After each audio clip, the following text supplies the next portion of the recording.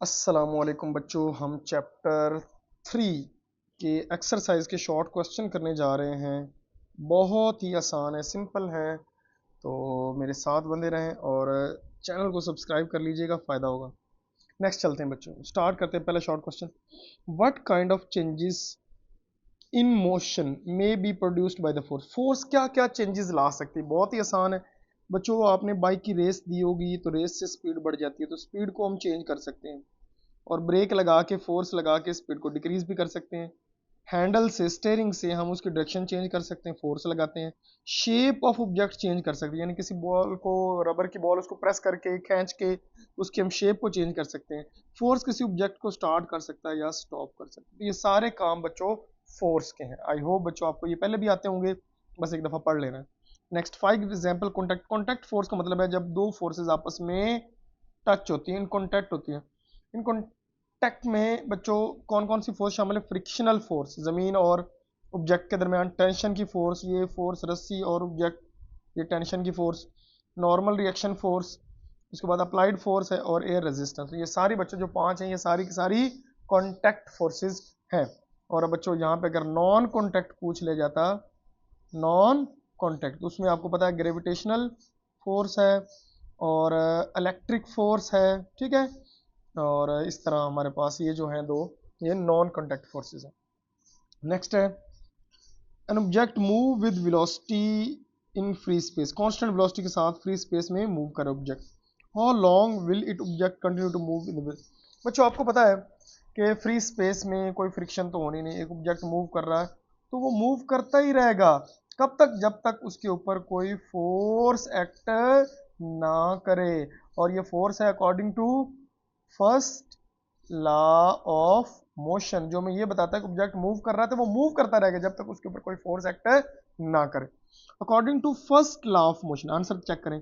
With constant in vacuum there is no air resistance, then object will constant velocity forever, हमेशा के लिए move करता रहेगा जब तक उसके ऊपर कोई फोर्स अमल ना करे। देखा बच्चों, बहुत सिंपल है। नेक्स्ट है हमारे पास इम्पल्स। तीसरे नंबर पे, चौथे नंबर पे इम्पल्स क्या? Product of force and time, product of force and time is called impulse. Okay, तो इम्पल्स इज इक्वल टू क्या होता है? Change in momentum. जहाँ पे मोमेंटम चेंज हो रहा है इसका मतलब वहां पे इम्पल्स मौजूद है। फोर्स का यूनिट न्यूटन और टाइम का सेकंड या किलोग्राम मीटर पर सेकंड। याद रखना बच्चों, इम्पल्स, ये एमसीक्यू बनता है, और मोमेंटम दोनों का यूनिट सेम होता है, ठीक है। ये जेन में रख लीजिएगा, काम आएगा। आगे चलते हैं बच्चों, हमारे पास नेक्स्ट है 5, why has not Newton first law been proved on earth. First law के लिए आपको पता है कि नेट फोर्स क्या होनी चाहिए? Zero. No external force act, no external force act. लेकिन आपको पता है अर्थ पे एयर रेजिस्टेंस लग रही है ना, ड्रैग फोर्स भी लगती है जब ऑब्जेक्ट मूव करता है, फ्रिक्शन भी शामिल है। तो अगर ये सारी फोर्सेस हैं तो इसका मतलब क्या है? नो एक्सटर्नल फोर्स वाला कंसेप्ट तो गया ना।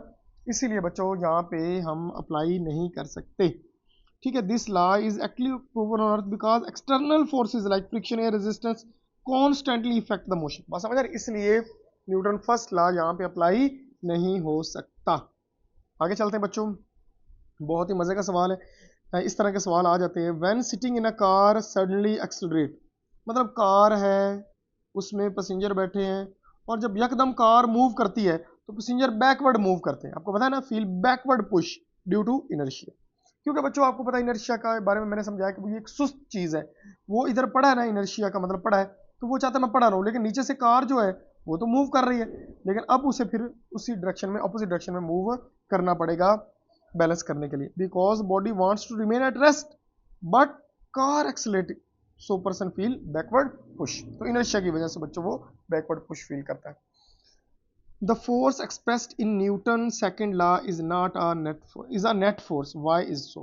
बच्चों ये देखो, हमारे पास कोई ऑब्जेक्ट है, इधर लग रही है 3 न्यूटन, इधर लग रही है 10 न्यूटन।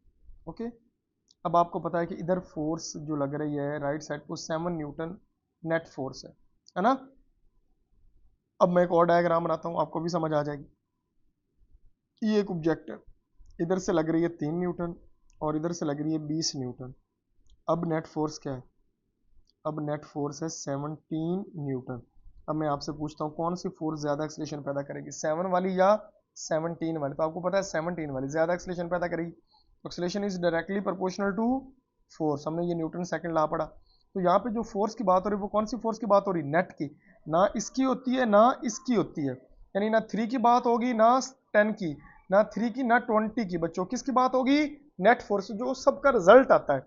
तो इसको बोलते हैं नेट फोर्स। का मतलब है in Newton second law net force because it is the total force acting on the body. समझ आ रही? सबका कंबाइंड इफेक्ट निकाल के जो फोर्स आती है वो हम कैलकुलेट करें। Net force is the sum of all the forces acting on the body. तो उसकी वजह से जो एक्सेलरेशन पैदा होता है वो हम फाइंड करते हैं। तो ये बच्चों आप लोगों ने याद रखना है, वो नेट फोर्स ज्यादा होगी तो एक्सेलरेशन ज्यादा होगा, किसी एक फोर्स की बात यहाँ पे नहीं करेंगे हम। नेक्स्ट चलते हैं बच्चों, how can you show the rolling friction. बच्चों ये देखो, ये बॉडी है, आपको पता है ये इस सरफेस के ऊपर रोल करती है। सेम मैस की एक बॉडी मैंने ये ले ली, अब ये स्लाइड करेगी, है ना, और ये रोल करेगी। बच्चों आप अगर गौर करो तो जो कॉन्टैक्ट एरिया, ये वाला एरिया जो सरफेस साथ कॉन्टैक्ट है वो इसमें लेस है, लेकिन इसमें कॉन्टैक्ट एरिया क्या है, ये मैं रेड से शो कर रहा हूँ, इसमें कॉन्टैक्ट एरिया ज़्यादा है और इसमें कॉन्टैक्ट एरिया कम है। अगर बच्चों कॉन्टैक्ट एरिया ग्रेटर होगा तो जाहिर है ज़मीन के साथ इसकी फ्रिक्शन भी क्या होगी, ज़्यादा। फ्रिक्शन ज़्यादा होगी तो कम स्पीड होगी। तो how can you show that rolling friction is less than. तो आप लोगों ने बच्चों याद रखना है there is no relative motion and when will touch the surface only a point, यानी ये कम पॉइंट पे टच करता है इसलिए ये कम होती है, और ये ज्यादा पॉइंट के साथ टच कर रहा है तो यहाँ पे जो स्लाइडिंग फ्रिक्शन वो क्या है, ज्यादा है। Define terminal velocity. बच्चों बहुत ही इंपॉर्टेंट क्वेश्चन है। कोई ऑब्जेक्ट ऊपर से नीचे गिरता है, आपने खुद ऑब्जर्व किया होगा उसकी वेलोसिटी आहिस्ता आहिस्ता बढ़ती है, लेकिन बच्चों याद रखना ये नहीं कि हमेशा बढ़ती रहती है, वो एक हद तक पहुंच के वहां पे जाके वो क्या हो जाती है, मैक्सिमम। और ये तब मैक्सिमम होती है जब नीचे वाली फोर्स वेट और ऊपर जो लग रही है ड्रैग फोर्स, ये दोनों क्या हो जाते हैं, इक्वल।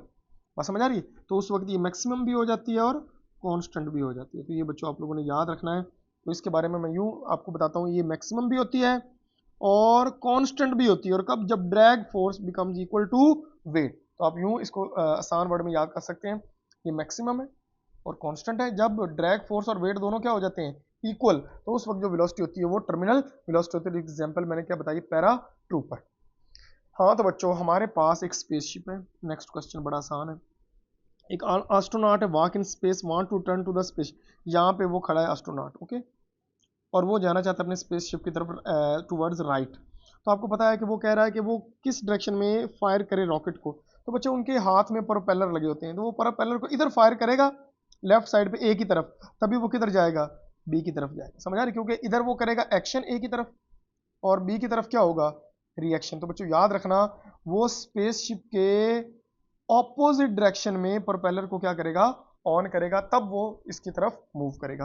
तो ये बच्चों आप लोग देख सकते हो, this gas expels on one direction by third law push astronaut in opposite direction. तो बहुत ही सिंपल क्वेश्चन है। तो इस तरह बच्चों हमारे चैप्टर 3 के जो सारे एक्सरसाइज के शॉर्ट क्वेश्चन है वो क्या हुए, कंप्लीट। आई होप बच्चों आपको ये सारे क्लियर हो गए होंगे। मिलते हैं